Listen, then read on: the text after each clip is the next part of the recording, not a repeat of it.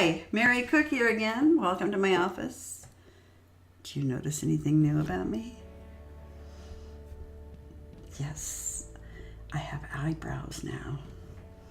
Painted them on myself this morning. Okay, time for chapter 2. Bob Cook, Chrono dropped Nogatha. And it is titled, Oh Rats. The light, it was so bright, the ringing so loud, it was like a moment after someone had dropped a flashbang in a metal 50-gallon drum he had been hiding in. Who does that? Am I dead, he thought. Keenest closed his eyes tight and dug his palms into them. It offered no relief from the blinding light. The ringing was so loud he couldn't even hear himself yelling. Of course not.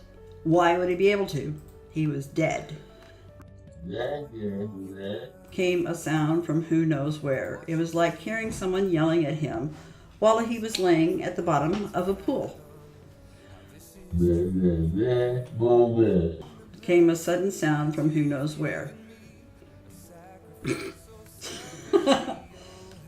Cut that out. But it was something.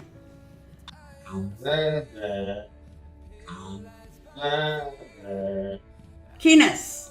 He heard his name. He could barely make out some blurry figures. It was Nogatha. He rubbed his eyes and shook his head fiercely, trying to regain his senses. In only a few more moments, the light finally faded.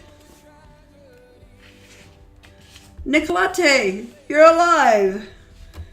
He shouted as he looked up.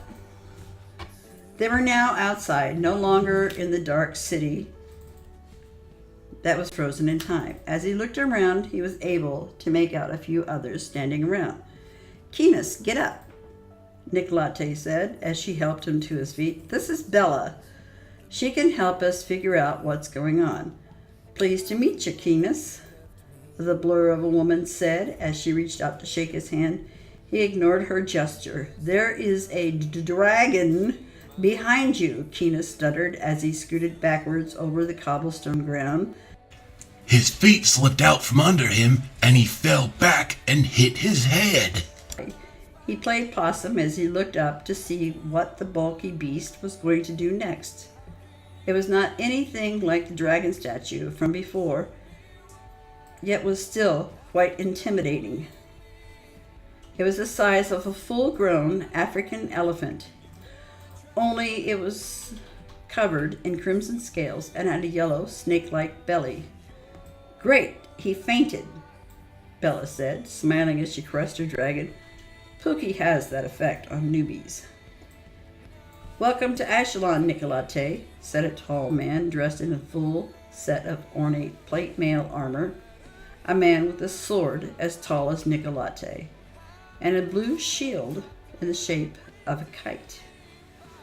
Laying on the ground, surrounded by strange people and a strange creature, was the best course of action Keenest could think to take. And where was this Ashdalon place Bella was talking about? Didn't Nogatha just die in a pool of swirling lava? His head hurt from all the questions that plagued his mind. So many, many things he didn't understand, even more that he couldn't believe. Thank you, ma'am, Nogatha said to Bella. She glared down at Keenest with a smirk. Excuse me a moment. I have an overwhelming urge to stomp on my husband's crotch. Oh, no you don't, Keenest yelled, jumping back, covering his twig and berries. I knew it, you faker, Nogatha said, hands on hips, and leaning forward with brows sloped in anger. Oh no, big scary dragon. I know, I'll pretend to be dead so it eats my wife. Oh, brave husband of mine. Seriously? Your first reaction when I was attacked by some little rats was to scream and fall down crying. Your reaction to me falling in a near vertical sloped cave is to take my shoe off so I would fall in. She pointed down at the slime-covered shoe. "And now, when I'm face to face with the dragon, you pretend to faint." "I'm sorry, Nicolate. Geez. No excuse. I'm just glad you're okay." "No thanks to this guy," Kina said, pointing to the man in medieval armor. "I recognize you. You're the man who tried to kill us. You've got some nerve, Mr. Cookie." The bustling area, once unnoticeably full of yelling and laughter, was now eerily quiet. Everyone stopped what they were doing to stare at Keenis. Was this Cookie guy some big shot? Keenis didn't care. That man had tried to kill him and Nicolate. He wasn't about to back down just because he was some sort of shot caller.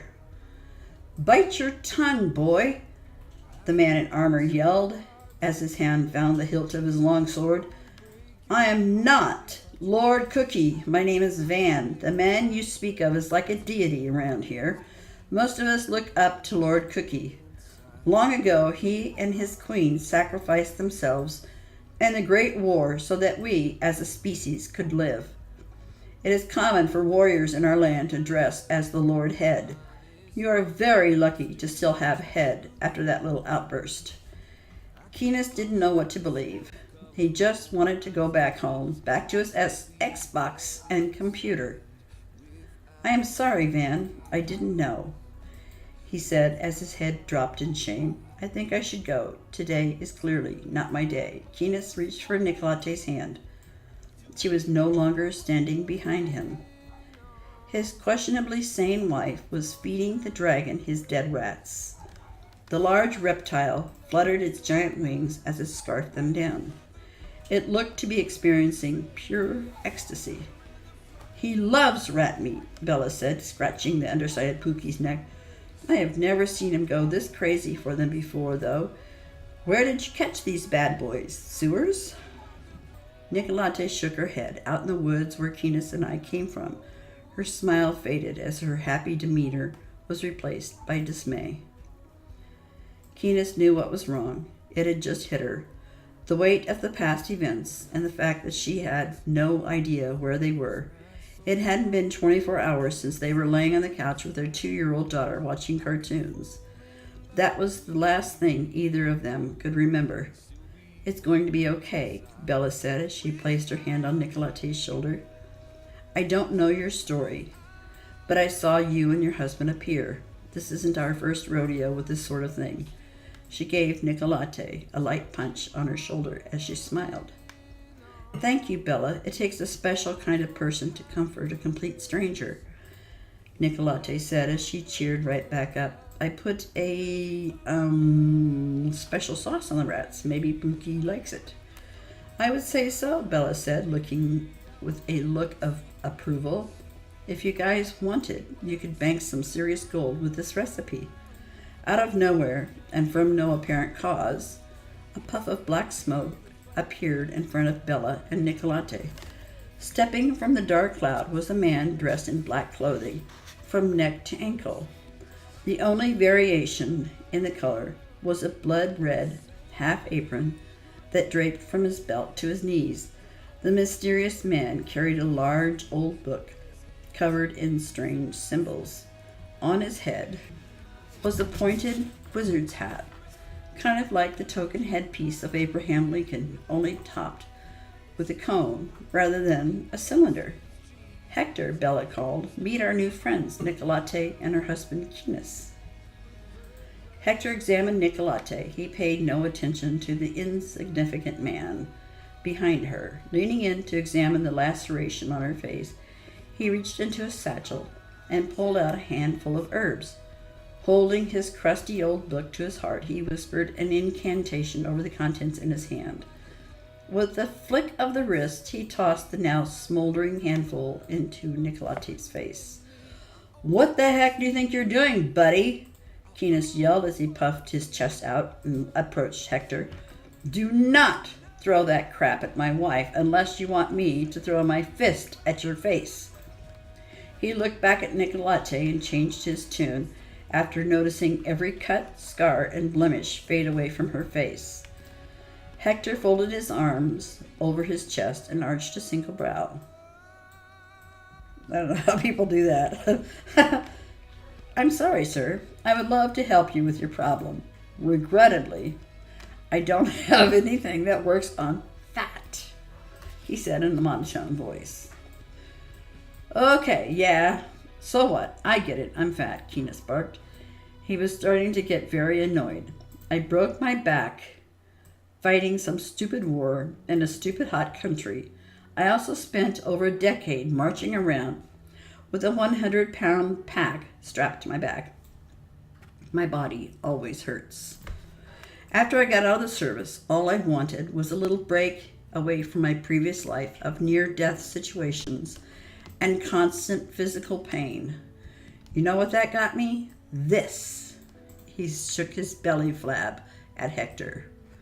Hector grinned.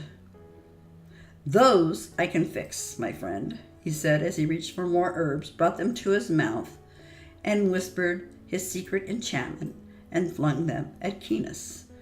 Keenus felt like he had a billion small firecrackers bursting inside of him.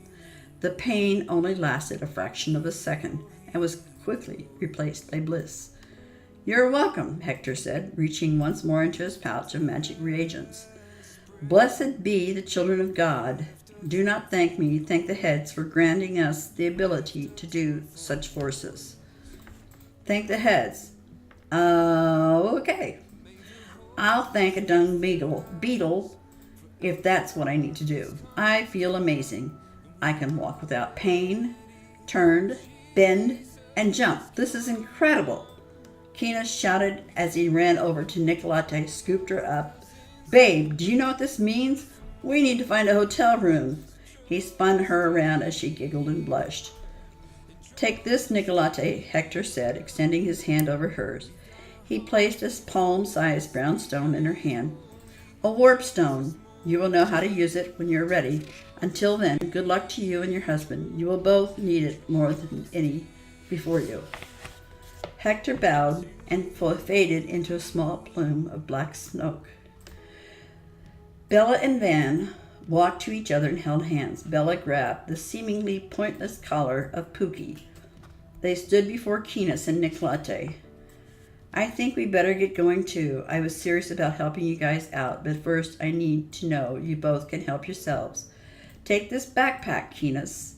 It's not much, but it's going to come in handy. Nicolate, here's a small payment for that meat you gave me for my Pookie, Bella said, tossing a small coin purse to Nicolate. Keenus slung the pack over his shoulder and said, Thanks, guys, but where are you going? We are new around here and don't even have a place to stay. Not a problem, bud, Van said. You'll be okay. Lots of ways to make a few gold coins around here. There is a sewer entrance not too far to the east. Go there and get some of the rats and have your woman prepare them. You can't probably get at least 10 coins apiece for those bad boys. Don't lose that stone, Nicolate, Bella said as she pulled a scroll from her purse and began to unravel it. It is very important. I won't, thank you, Nicolate said. Tell your friend Hector I said thank you for fixing my injuries. You can tell him yourself, Van said as Bella began to read from her scroll. I'm sure you will see him again. He, Bella, and Pookie then faded away in the same fashion Hector had. Where did they go? Keenus asked. We are either on the same sweet drugs or we are both dreaming. Judging by the pain you have caused by falling on me multiple times, I doubt this is a dream. I would also imagine drugs would have worn off by now, Nicolate said very matter-of-factly. I don't know what is going on, and I don't know what that was all about. Was it just me, or did those people seem scripted? Like they knew we were going to be here and were merely waiting for us to arrive. Like some sort of quest givers in one of those stupid games you play. Keenus shrugged. She and Keenus decided to take a look around town, but they were stopped in their tracks when they realized they were standing on top of a large building. Keenest shook his head. We are on a roof. Seriously? This day, Nicolate. I swear, I can't wait until it's over. I guess we just jumped down. Only a single story. Not too bad.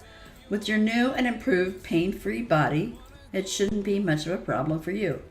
Yeah, he said with a laugh. I'd like to keep it that way. The exhausted couple jumped down from the roof and found themselves in the center of a booming trade district. Several men were selling horses for 200 coins apiece. Some were selling exotic weapons and hardened body armor. All around, on every corner, were too many people begging for a free handout to count. Can someone please help us? Nicolate yelled. Nicolate Joe, don't beg for help, Keenest whispered in an angry tone, elbowing her in the side. We both have two very able feet and can find out as much as we can on our own before we lower ourselves to groveling. Keenest was a stereotypical man, never asked for help and never asked for directions. Not that his wife's question was noticed anyway. Everyone was on broadcast mode. Nobody seemed to pay any attention to the confused duo. You there, a shirtless man yelled to them. You two look lost. Anything I can do to help? If that man's stare could start a fire, Nicolate's coin pouch would have burst into flames. We're on our way to do some hunting in the sewers to the east, Keenest said, remembering what Van had told him. Oh, you don't say. Do you plan on killing those rabid vermin with your bare hands? I happen to have some of the finest weapons and armor in Nogatha for sale, if you have the coin. We do have money, friend. How much for a sword? Nicolate asked, eyeballing a fine katana sheathed in his belt. The name's Vice Smitty. And for you, young lady, 150 coins for this master-crafted blade, Vice said, lifting the hilt a few inches above the scabbard. Keenest didn't think Nicolate had even looked in the coin purse to see how much money Bella had given them. Judging by its size, it couldn't have contained much. She opened it and began counting it out. Keenest placed a hand on hers, stopping her at 50 coins. Realizing they needed food, water, and a place to stay, he was reluctant to give up any of the gold at all. But he knew they were going to need to spend money to make money. Perhaps the world of Nogatha wasn't much different than Earth. We don't have much, Nicolate said as she secured the purse to her belt. We need a place to sleep, food to eat, and enough drink to wash it down. Do you know the cheapest place to get those things? Do I look like a travel advisor, woman? Vice said in a proud voice, puffing his chest out. The less money we spend on those things, the more we can spare to buy your wares. Good thinking, girl, Keenest whispered as he gave her a fist bump. Vice glared. Got me there. There is an inn, the Squatting Dragon, northeast of here. The rooms are 15 coins a night. They serve meals fit for a king for less than 10 coins. It's only a few minutes' walk from the sewer entrance. The sewer, one of the best hunting grounds this side of the defile. Be sure you're well prepared before you descend that ladder, though. And don't be afraid to get a little dirty, Vice said. His chiseled muscles bulged as he shook with laughter. Just because the rats are small doesn't mean they can't overwhelm you with their numbers. Also, there's a lot more down there than just the small vermin.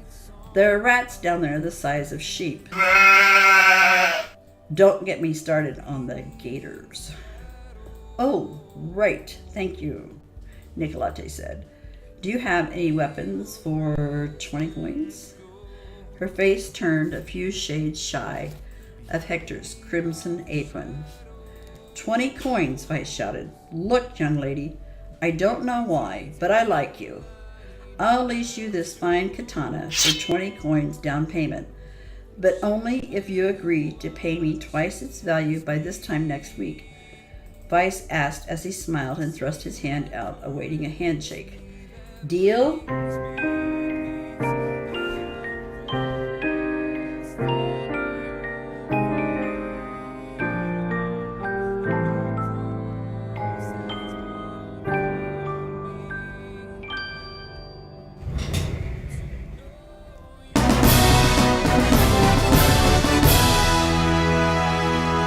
deal, Nicolate shouted as she shook his hand. The arms vendor and his customer exchanged coin for sword. Nicolate examined the weapon. It was beautiful. She handed it to her silent husband to hold as she secured her coin purse to her belt. As if it needs to be said, if you do not pay me what's due by the deadline, be sure to kiss those pretty little hands goodbye, Vice said as he turned to walk away. You can find me during most days northwest of here, at the forge. Pay me sooner than later, and I might make you a better deal on a set of armor. I do not like that guy, Keenis, Nicolate said as she stormed off as if she knew where she was going. The two wandered around a bit, trying to get a feel for the town. They passed by a butcher's market and noticed off to their left a sign on the side of a large building, the Squatting Dragon. They had found the inn. Nicolate and Keenis ran up a dozen steps, through a courtyard of some sort, and finally up the stairs to the inn itself. How much for your cheapest room, ma'am? Nicolate asked the innkeeper. 10 coins, milady. Bonus! We will take it. Can we please get some of that delicious-smelling bread and a few slices of meat as well? She asked, scanning the shelves of the bakery. Keenis knew what she was looking for. Cake. Yes, ma'am. The rat is 1 coin a slice. Or would you prefer the cow for 5 coins a slice? Oh, wow. We will take the rat, please, Nicolate said, wrinkling her nose in disgust. Your total is 17 coins, ma'am, the innkeeper said as she held out her hand. My husband is a hunter. Do you guys buy whole rats? Nicolate asked as she shuffled through her small coin purse. We sure do. We pay 5 coins a rat, and we always need 'em, the innkeeper replied. Thank you, Nicolate smiled as she walked away to go find her room. Keenis grabbed the meal and a jug of water and followed her around the corner and up the stairs. The room was on the 2nd floor and was about the size of an average bathroom. Not one to complain, Keenis plopped down on the bed and made some sandwiches. They both scarfed down the food, feeling as if it was the first meal they'd eaten in weeks. Hey, Nicolate, Keenis said with a mouthful of food. I told you eat raw. What? Don't talk with your mouth full, Nicolate said, as she finished the last bite of her sandwich. I said, I told you you would eat rat, Nicolate said, laughing so hard he got the hiccups. Oh, you're so funny, Mr. Ratslayer, Nicolate said, grinning up at him. We have 13 coins to our names, honey. At 5 coins a rat, you'd better hope there's a small army in the sewer. Yeah, I know, right? Keenis said as he jumped to his feet. I'm gonna go do man stuff and provide and such. This newly repaired body of mine is like a wish come true. I feel like I can beat up a rat in mortal combat. Who does that? Keenis said with a chuckle. He then bent over his sleepy wife and gave her a kiss. My love for you is strong. I love you most, she replied. I love you mostest, Keenis said as he ran out of the room, slamming the door behind. I love you, hostess mostest, he heard Nicolate shout from behind the door. Keenis walked down the stairs to leave the inn, stopping near the entrance and placing his hands on his hips, chest puffed out, belly sucked in. Looking left to right, he had absolutely no idea where he was supposed to go. To the east was a small stream, no more than 50 yards away from where he stood. Keenis walked toward the stream alongside a tall cobblestone wall to his right, which stretched all the way to the water. As Keenis neared the end of the sidewalk, he noticed a small archway at the very end of the cobblestone wall. He walked through it and looked to his right. All the way down the long hallway was an old bamboo ladder leading down through a large opening in the stone floor. Phew, I smell victories, Keenis said as he plugged his nose. And it smells like sewage and poop.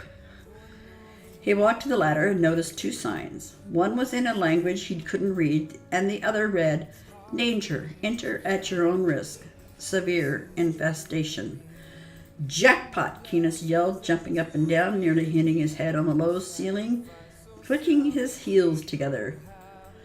He placed his hands on the wobbly ladder and looked down into the hole. It was far too dark to see anything.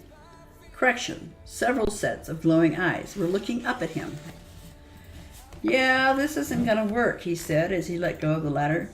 "Maybe I can borrow a torch from someone downtown. Who cares if they make me pay double its worth?" Not having any idea of where any shops were, Keenis set out to find some. Heading back to where he and his wife met Bella and Van, he remembered the crowds of people selling almost anything he could need. It didn't take long to return to his first stop in that new land, the land of Nogatha something or another. "Anyone got a torch or something I can borrow?" Keenis yelled. "I have some enchanted elixirs for sale," a man standing by the entrance to the building said as he waved Keenis over.